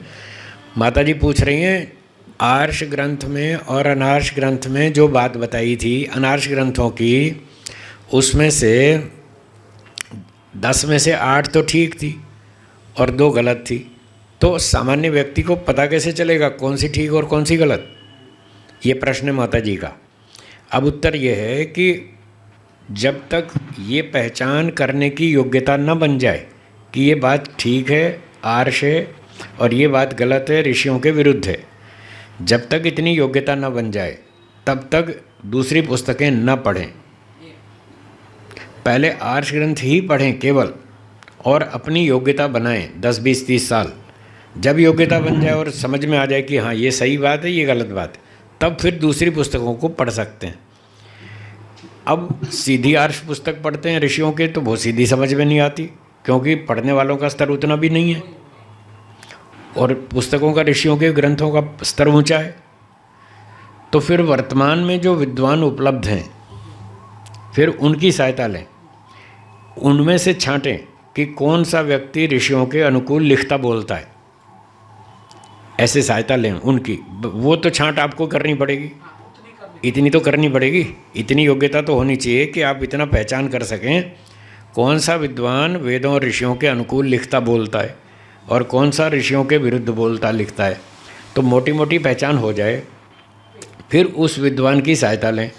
वो आपको जो जो पुस्तक पढ़ने को बोले बस वही पढ़ें, दूसरी बंद कर दें और उसकी लिखी हुई पुस्तक पढ़ें। वो बता देगा कि हाँ ये पुस्तक सरल है, आपके लेवल की है, आपके लिए सरल भाषा है, आप इसको पढ़ें। इससे आपको ऋषियों की जानकारी हो जाएगी। तो फिर हमें इस तरह से प्रयास करना होगा। जब 20-30 वर्ष में खुद की योग्यता बन जाएगी, फिर हम दूसरी पुस्तक पढ़ सकते हैं। और दूसरी भी हम इसलिए पढ़ेंगे सिर्फ लोगों को बताने समझाने के लिए कि लोग कहाँ कहाँ गलत पुस्तक पढ़ रहे हैं, उनको रोकने के लिए कि देखो आप ये किताब मत पढ़ो, ये हानिकारक है, इसमें बहुत सी बातें गलत हैं, इस संप्रदाय में मत जाओ, इसमें गलत बातें हैं, आप भटक जाएंगे। तो सिर्फ प्रचार के लिए, लोगों को भटकने से बचाने के लिए, इस पर्पज़ से हम दूसरी बातें, दूसरी पुस्तकें पढ़ सकते हैं या पढ़नी चाहिए। और जब तक ये उद्देश्य ना हो, अपनी ही योग्यता बनानी हो, तब तक दूसरी पुस्तकें ना पढ़ें। दूसरे विद्वानों का, अन्य संप्रदाय वालों का प्रवचन भी ना सुने, क्योंकि अभी आपको पहचान नहीं है। आप उनकी गलत बात को भी ठीक मान लेंगे। लोग कहते हैं देखो शिवानी जी कितना अच्छा बोलती। हाँ, मैंने कहा वो कितनी गलतियाँ करती है वो आपने को नहीं पता, वो मुझे पता है। कहाँ कहाँ कितनी गड़बड़ करती हैं वो आपको नहीं पता। आपकी योग्यता नहीं है पहचानने की, मेरी योग्यता है। मैंने 45 साल मेहनत की है इन शास्त्रों को पढ़ने में, इसलिए मुझे पता है कि वो कौन सी बात ठीक और कौन सी गलत। वो कहते हैं, एक उदाहरण देता हूँ, वो कहती हैं कि आपका और हमारा जो इस जन्म में मिलना हुआ, तो ज़रूर हमारा कोई पिछले जन्म का लेना देना है। अब बताओ, ये उत्तर है, ये बात है उनकी, ऐसा सिद्धांत है। आप और हम जो इस जन्म में मिले हैं, इसलिए मिले हैं कि हमारा कुछ पिछले जन्म का लेना देना है। अब ये बात ऋषियों के विरुद्ध है, पर आम आदमी को तो नहीं समझ में आएगी कि ये गलती है। क्या गलती है इसमें, वो नहीं पकड़ सकते। दुनिया में सैकड़ों लोग नहीं, करोड़ों व्यक्ति रहते हैं, मनुष्य भी रहते हैं, पशु पक्षी भी रहते हैं। संसार है सबके लिए, कोई आपके लिए, मेरे लिए, अकेले के लिए थोड़ी है। ना सिर्फ मनुष्यों के लिए, ना सिर्फ पशुओं के लिए, ये सबके लिए है। सभी लोग यहाँ रहते हैं। अब इतने करोड़ों व्यक्ति रहते हैं, मनुष्य और दूसरे पशु पक्षी भी बहुत सारे हैं, तो कोई ना कोई तो मिलेगा, कोई ना कोई तो हमारे अड़ोस पड़ोस में मिलेगा ही। कितनी जगह हम ट्रेन में जाएंगे, कितने यात्री मिलेंगे, उनका हमारे पिछले जन्म से कोई लेना देना नहीं है। अगर है तो प्रमाण दो, प्रमाण आपके पास है नहीं, तो बिना प्रमाण के कोई बात सिद्ध नहीं होती। और अभ्युपगम सिद्धांत से यदि ऐसा मान लें कि कोई लेना देना है, तो हम हर जन्म में लेना देना ही चुकाते रहेंगे। मोक्ष में कब जाएंगे? मोक्ष होगा ही नहीं, किसी का भी नहीं होगा, क्योंकि जब भी हम जन्म लेंगे तो हमें पिछले वालों को कुछ ना कुछ चुकाना पड़ेगा। और अब जब हम चुकाएंगे तो फिर अगले जन्म में वो हमको चुकाएगा। हम किसी को दान देंगे, अगले जन्म में वो हमको चुकाएगा, तो हमारा मोक्ष कब होगा? होगा ही नहीं। पर ऐसी गलतियाँ वो लोग नहीं पकड़ सकते, आम आदमी, हम पकड़ लेते हैं। तो इसलिए किसी अच्छे विद्वान के संपर्क में रहें, उसके सलाह सम्मति से ही पुस्तक पढ़ें, और भिन्न भिन्न संप्रदायों के प्रवचन तो ना ही सुने। उसमें आपको बहुत मेहनत करनी पड़ेगी, टाइम खराब होगा, समय बुद्धि खराब होगी। तो जितना आपका कोई अच्छा परिचित विद्वान बता दे कि ये किताब पढ़ लो, बस उसके अनुसार ही चलना ठीक है। और कोई शंका? हाँ स्वामी जी। हाँ बोलिए। स्वामी जी नमस्ते। नमस्ते जी। स्वामी जी जी, अभी आपने बोला कि अगले जन्म का कोई रिश्ता नहीं है, तो हम मिलते नहीं है, तो वो तो है ना, कर्म खत्म करने के लिए ही मिलते हैं ना? नहीं नहीं नहीं, वही तो बता रहा हूँ मैं। हम जो आते हैं अपने पिछले कर्मों का फल भोगने के लिए आते हैं, पर जो लोग हमें मिलते हैं उनसे कोई सीधा लेना देना नहीं है। आपके घर में जो बच्चे पैदा हुए, उन्होंने कोई पिछले जन्म का आपसे वसूल नहीं करना। तो वो अपने ईश्वर ने भेजा है उनका कर्मफल भोगने के लिए। आपको आपके कर्मफल दिया कि आपको एक ऐसी संतान दी, उनको अपने माता पिता दिए, तीनों के अपने अपने कर्म हैं। कोई एक दूसरे का निपटारा करने के लिए नहीं आए। आपको तो मोक्ष में जाना है। नहीं, लेकिन कर्म मतलब सुख दुख दोनों ना? हाँ, सुख दुख तो भोगना है, पर सीधा पिछले जन्म का कर्जा नहीं है। मैं ये कह रहा हूँ, पिछले जन्म का कर्जा चुकाने के लिए नहीं आए हम। मतलब हस्बैंड ससुर वो सब डायरेक्ट कर्म भोगने के लिए नहीं है? ना ना ना, डायरेक्ट पिछला कर्जा उतारने के लिए नहीं आए। वो थोड़ा डिटेल में समझाएंगे प्लीज?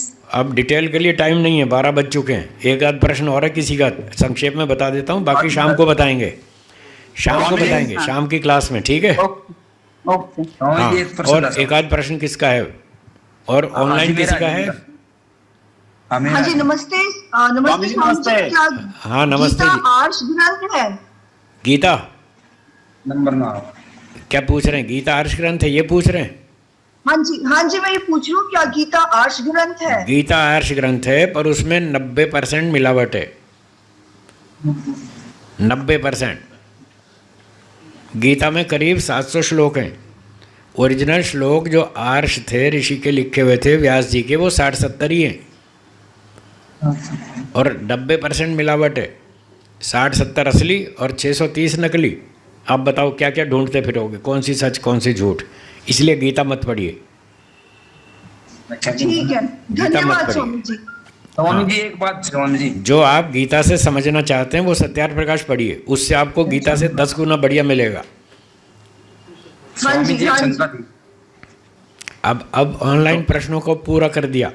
एक आखिरी सवाल हरीश भाई पूछेंगे, बाकी चर्चा हम दोपहर बाद करेंगे शाम को। बोलिए हरीश भाई। तो जैसे ईश्वर जो है जाति आयु भोग योग दर्शन में लिखा है कि आपको अपने माता पिता ईश्वर निर्धारित करता है। हाँ जी। तो उसी माता पिता के पास एक संतान का जन्म हुआ और दूसरी संतान भी उसी माता पिता के वहाँ जन्म हुई। वो जो दो संतान है, जो भाई का रिश्ता बना बहन या भाई बहन का, वो ईश्वर ने निर्धारित नहीं किया है।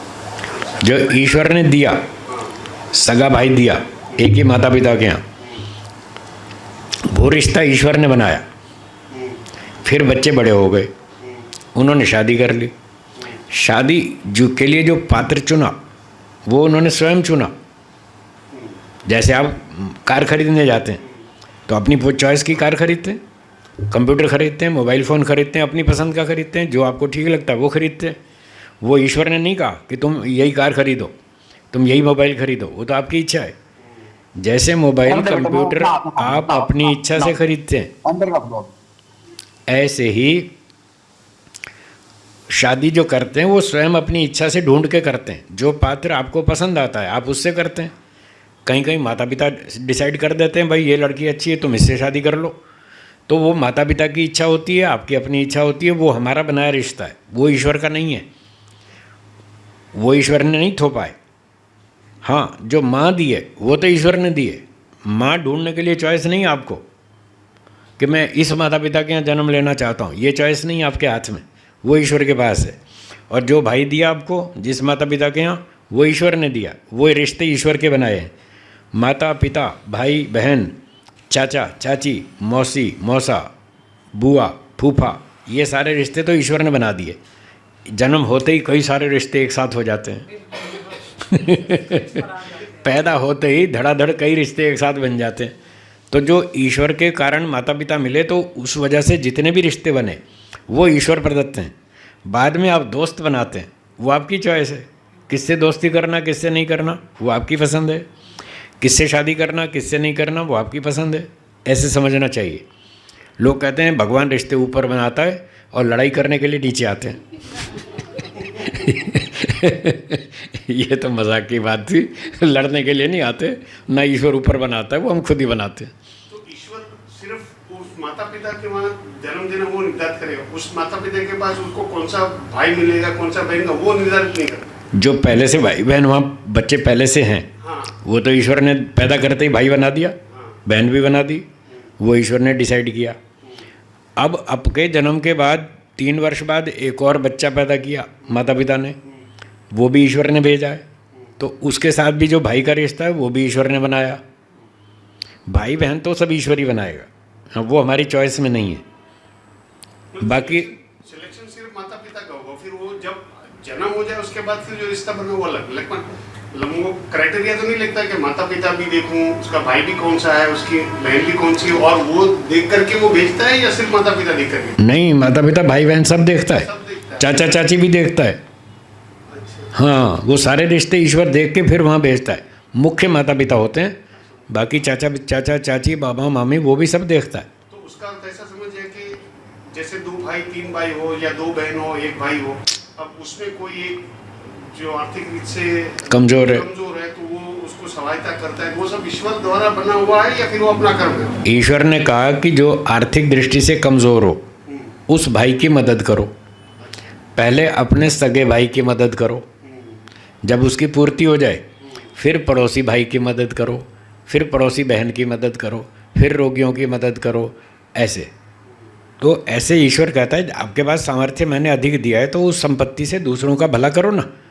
आपके तो खाने लायक 10 रुपये और दे दिए मैंने 100 रुपये, ये 90 रुपये यहाँ पड़ते सड़ जाएंगे पड़े पड़े, ये बांटो बांटोगे तो इसका मैं फिर अगले जन्म में और फल दूंगा, और नहीं बांटोगे तो नहीं दूंगा, तो आपको लॉस होगा। इसलिए बांटो। ईश्वर ने दान देने को बोला है, योग्य पात्रों को दान दो, तो आपको डबल फायदा है।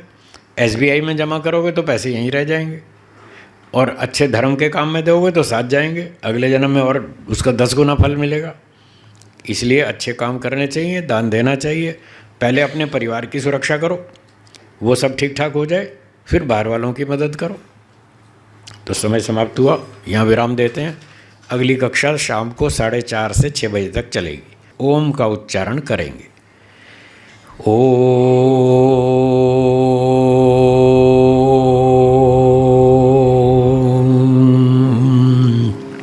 बोलिए सर्वेभ्यो नमः।